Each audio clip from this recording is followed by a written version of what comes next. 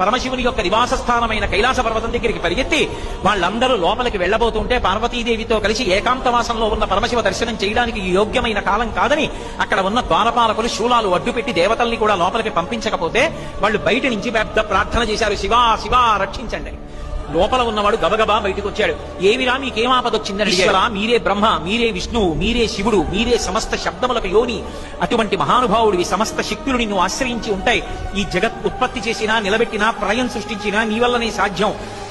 ఆపద కలిగింది, ఆ హాలాహలం తరువుకొచ్చేస్తోంది, భయపడి పరిగెత్తుకొచ్చాం. శంకరా మీరు తెప్ప ఎవరు కాపాడతారు, కాపాడండి.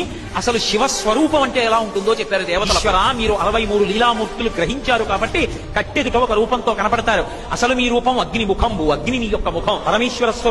పరమేశ్వర స్వరూపానికి ఆ పరాపరాత్మకమే మీ యొక్క ఆత్మ. పరమశివుడు నడుస్తున్నప్పుడు ఆయన కాలు తీసి కాలు వేస్తే కాలం. ఈ భూమి అంతా కూడా ఆయన పాదపీఠం, ఆయన పాదం పెట్టుకునేటటువంటి పీఠం. వాయువు అంతా కూడా ఆయన నాసా